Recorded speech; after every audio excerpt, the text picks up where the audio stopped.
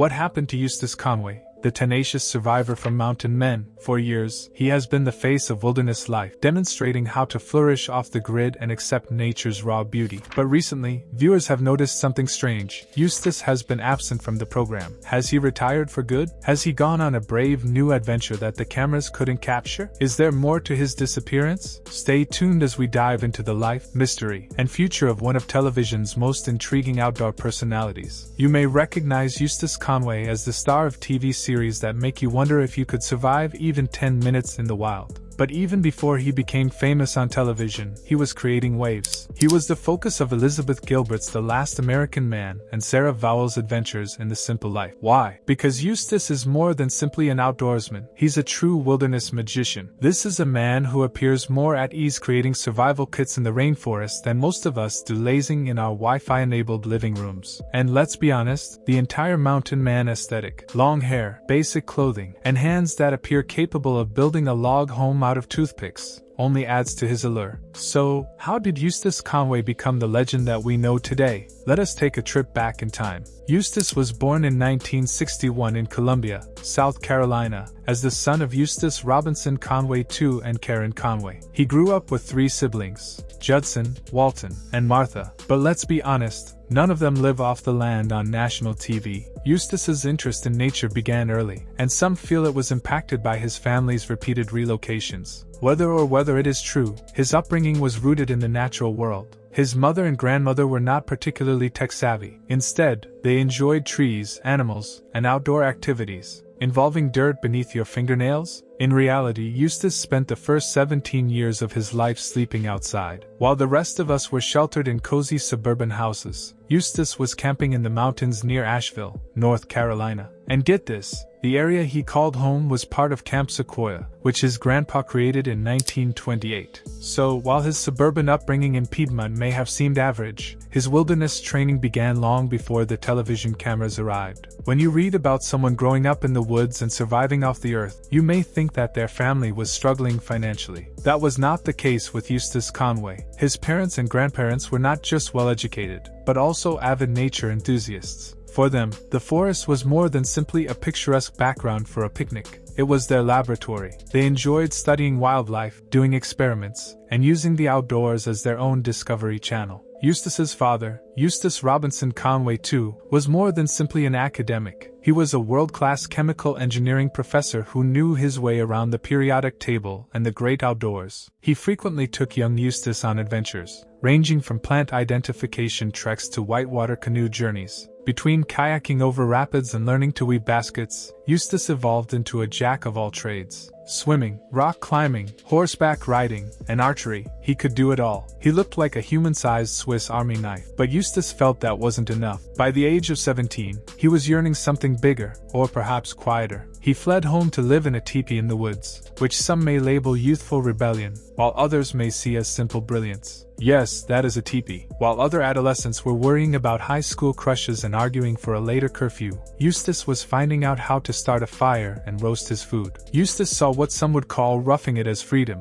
which he enthusiastically embraced. For more than 17 years, Eustace lived off the land, learning survival abilities that would make your favorite TV survivalist appear inexperienced. He hunted, cultivated, harvested, and constructed shelters wherever his desires and nature led him. One of his hallmark abilities, starting a fire from scratch. If Eustace had been with you on your last camping trip, you would not have needed a lighter or a 10-step instruction booklet. Let's discuss about his sense of style. Forget Gucci and Armani. Eustace's clothing was all about buckskins. It wasn't flashy, but it was durable, functional, and ideal for storing equipment. It also kept him warm, safe, and well-suited to his naturalist lifestyle. Honestly, he could have started a rustic fashion brand called Survive and Style by Eustace. However, even living in the woods proved insufficient. Eustace wanted adventure, and he got it. Eustace was constantly testing the boundaries of what a human could withstand. Whether it was canoeing 1,000 miles down the Mississippi River, hiking the 2,000-mile Appalachian Trail barefoot, or kayaking down the freezing Alaskan coast with icebergs and whales thrown in. Then there was the time he went backpacking from North America to Europe. Yes, you read that correctly. This guy did not only visit nature, he mastered it. However, Eustace did not simply immerse himself in the woods for the sake of it. He developed significant relationships along the way. He befriended a variety of cultures, particularly indigenous communities that lived in peace with nature. These experiences taught him more than simply survival skills. They also deepened his grasp of cultural variety and environmental balance. True to Eustace's approach, he did not simply pass through these villages. He lived among them, collecting insights that impacted his outlook on life and mankind. But wait, there's more. Eustace wasn't simply a traveler. He also had several very normal employment.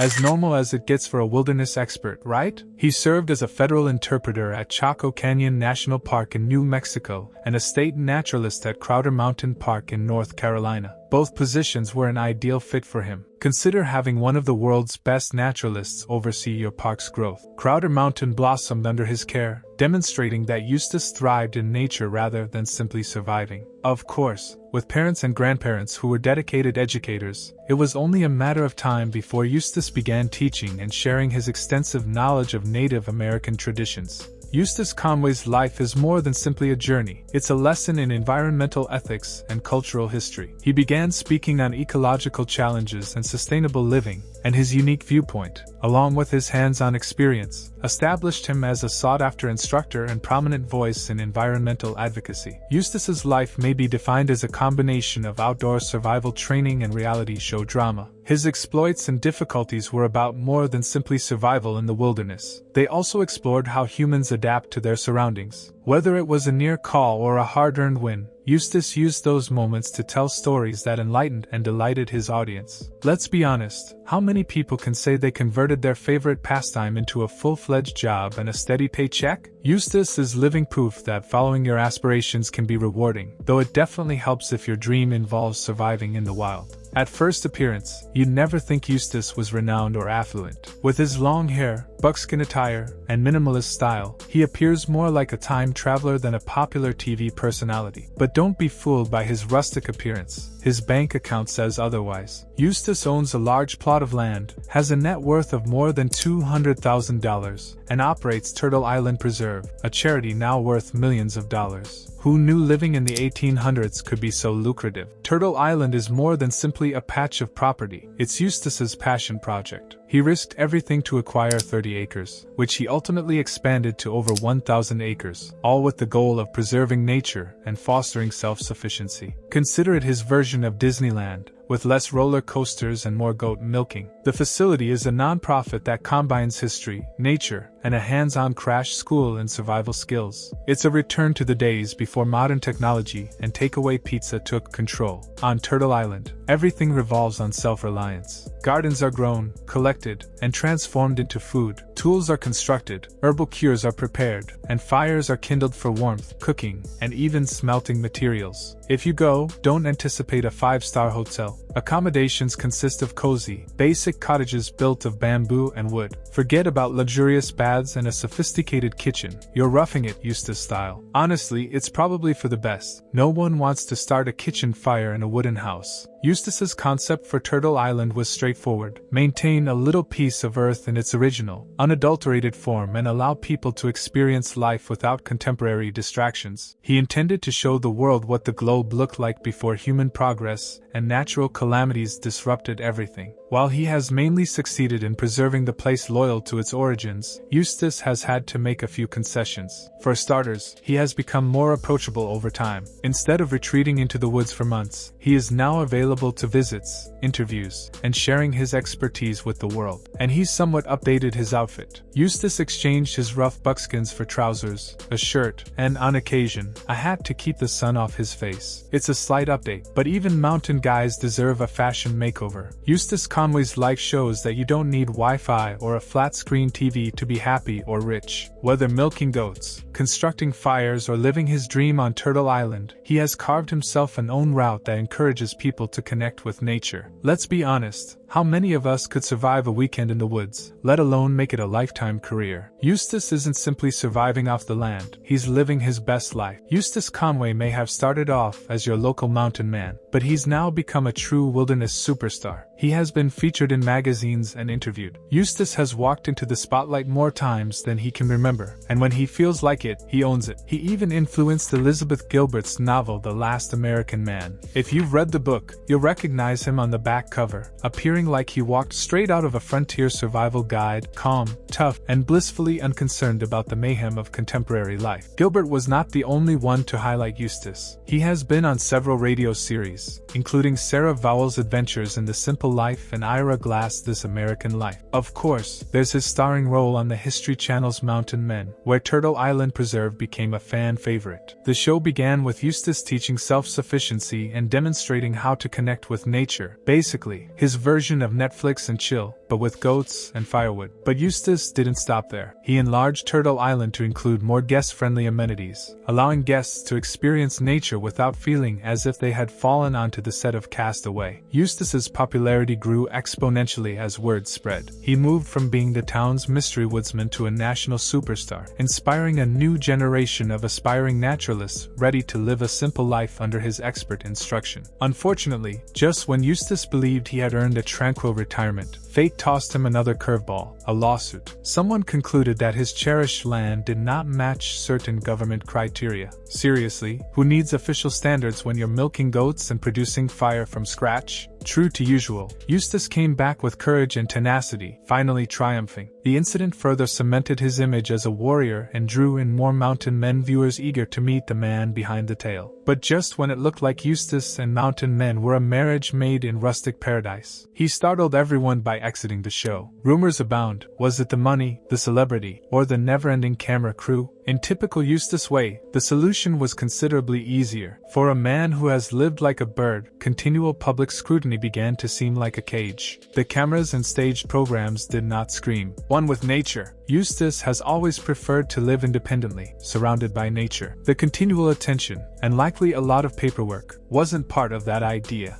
Fans may miss seeing Eustace on TV, but everyone who knows him understands why he left. After all, how can you preach about the beauty of nature while avoiding camera drones and production schedules? So, while his TV days are past, Eustace Conway is still doing what he enjoys, living simply, encouraging others, and reminding us that sometimes the greatest way to connect with the world is to disengage. And honestly, who needs a camera crew when you have a herd of goats and several acres of paradise? Some fans assume that Eustace's choice to quit Mountain Men was influenced by heartbreak. Losing a lifetime friend and adventure partner is not something you can easily recover from. Preston Roberts was more than simply a cast member. He had been Eustace's right-hand man for almost 35 years. They worked together to overcome obstacles, break down boundaries, and possibly share more inside jokes than we can fathom. Their friendship extended well beyond what the cameras caught. So when Preston died abruptly in the 6th season of the program due to liver cancer, Eustace was devastated. Losing someone so dear may cause you to reconsider everything, and it's understandable that Eustace found refuge back in the woods. Where does Eustace feel the most at ease? The woods. But mourning isn't the only possible explanation for his departure. Some fans feel it has something to do with the Mountain Men cast's recurring appearances. The event has been running for more than a decade, but just a few people have stayed the entire time. Take fan favorite Marty Maiorotto, for example. He departed to focus on his connection with God. Fair enough, but you have to agree that being followed by cameras in the woods is a little ironic. Then there's Morgan Beasley, who packed up to explore Alaska with his wife, Margaret, in search of a quieter, off-camera existence. Watching his friends and castmates progressively drift away may have been the tipping point for Eustace, who has always prized his connection to nature over the pressures of TV production. After all, what's the purpose of living off the grid if a film crew constantly drawing you back into it? And don't forget about the less spectacular ones, like losing his truck when carrying timber boards. The guy who has mastered the wild may have found his match in a pile of timber. This type of frustration may drive anyone to seek refuge in the woods. Whether it was loss, exhaustion, or simply too many cameras getting in the way of his tranquility, one thing is certain: Eustace is all about keeping true to himself. And if that means withdrawing to his safe haven beneath the woods, then be it. After all, isn't the goal of mountain men to live life on your own terms? Eustace is practicing what he preaches, this time sans the boom mics. If you've been following along, you're undoubtedly aware that Eustace has an almost romantic relationship with his vehicle. When the man saw that mending it would be a hopeless cause, he appeared to have aged 10 years in 10 seconds. You could almost see the memory of every log that truck had ever hauled flash over his face. Poor man. Here's where things become interesting, or a bit frightening, depending on your point of view. Season 11 has introduced us to new characters such as Martha and Eli, but where is Eustace? That is correct. He has gone missing.